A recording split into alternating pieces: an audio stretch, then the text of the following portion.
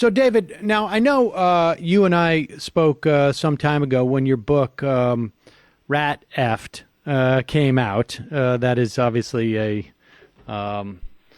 euphemistic reference to your title, but and it told the story of how Republicans went about in 2010 to take control of state houses and ultimately impact and impact the drawing of congressional districts and other districts to favor Republicans.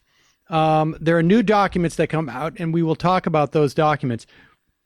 But if you could, just remind us, A, about what Republicans did in 2010, and B, the implications of what they did.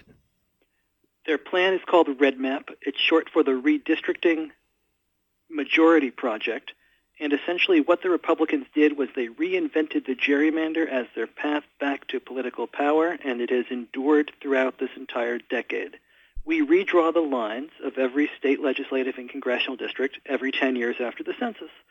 So what Republicans realized in 2008, as they're looking at an absolute wipeout in the White House, in the Senate, in the U.S. House, is they realized that the 2010 election is really, really important for them, possibly a bigger election than even 2008.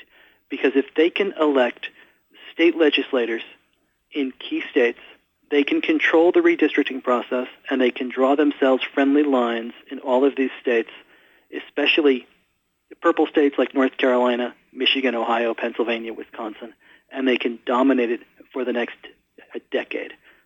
The Republicans raise $30 million to fund REDMAP.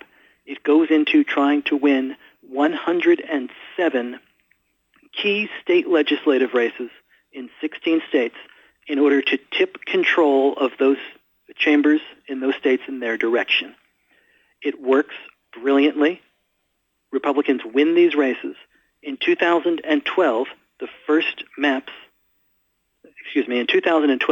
election run on these maps, Democrats win 1.4 million more votes than Republicans for the U.S. House, yet Republicans hold the chamber 234-201. It's just as devastating in all of these states. In all of those swing states I just mentioned, Democrats get more votes for the state house. Republicans often win veto-proof supermajorities in these places, which has had a devastating effect on election laws, on labor laws, on laws affecting women and reproductive health in all of these states.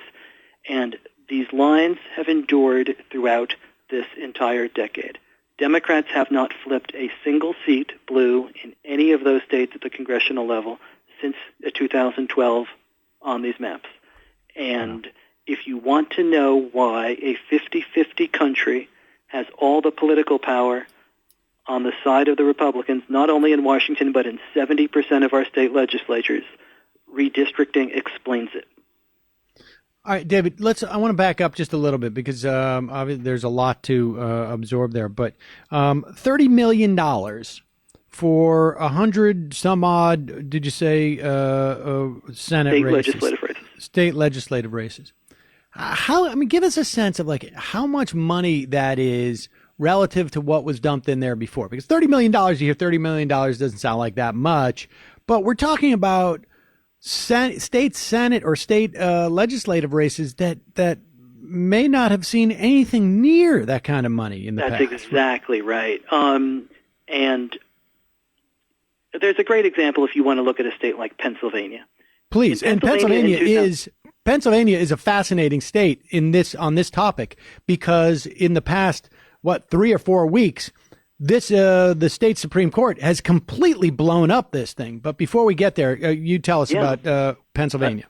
They've blown up what happened as an unconstitutional partisan gerrymander, and it all starts in 2010, and it all starts with the state legislature in Pennsylvania is so closely divided that year. It's got 102 Democrats and 101 Republicans.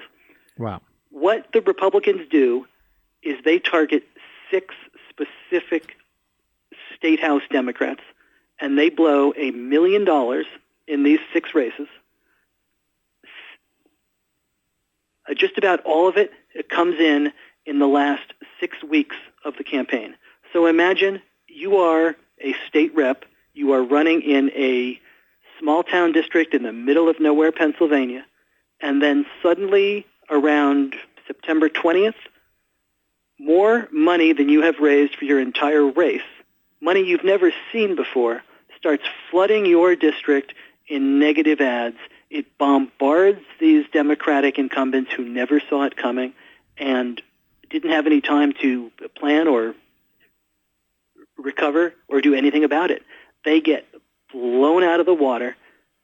Republicans in the state, they take the state House, they take the state Senate, and they elect a Republican governor. And Republicans are able to draw the entire maps in Pennsylvania with nobody else in the room, with no Democrats there.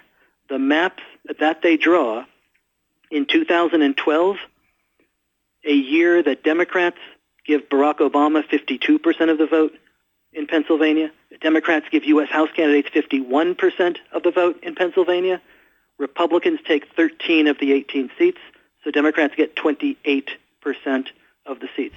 It has stayed that way throughout the entire decade on these maps. That is what they were able to do simply by taking control of the state legislature with that little bit of money going into these small towns with a lot of negative ads in the last closing days of the 2010 campaign.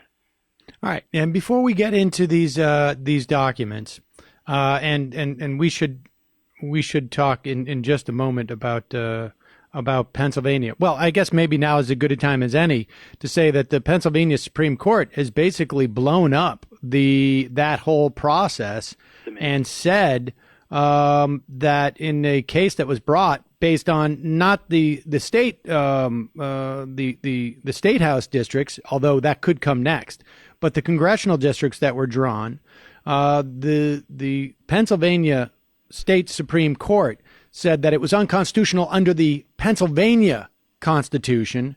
It has ordered the Republicans who control the legislature to redraw a map.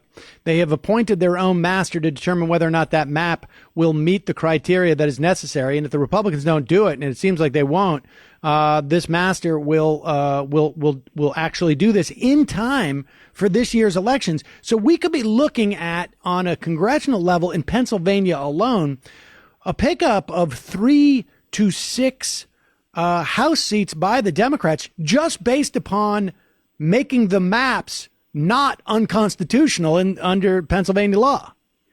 That's exactly right. The big picture of this is that in Pennsylvania, Ohio, North Carolina, Wisconsin, and Michigan, right now, we currently send 49 Republicans and 20 Democrats to Washington. That's a 29-seat advantage from a purplish competitive swing states. Republicans only have a 24-seat advantage in the House. They've got a 29-seat advantage in those 5 states alone. If Democrats are able to get constitutional fair maps in states, suddenly the Republican advantage melts away.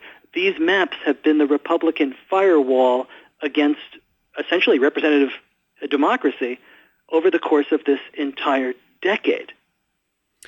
So, David, I don't know if the documents that you have reported on address this head on, but we need to take a break. And while we do, I want you to formulate your response to those political scientists who say, hey, no, it's not some type of radical gerrymandering. It's simply some type of natural sorting that's happening. People who live in red districts want to live with other people who have the same politics. And so people are just moving to areas where they feel more comfortable. And that's why we see these wild disparities that you talked about before, where Democrats can win 51% of the vote and then lose 60% of the seats. We got to take a break. I'm Sam Seder. This is Ring of Fire. We'll be right back with David Daley.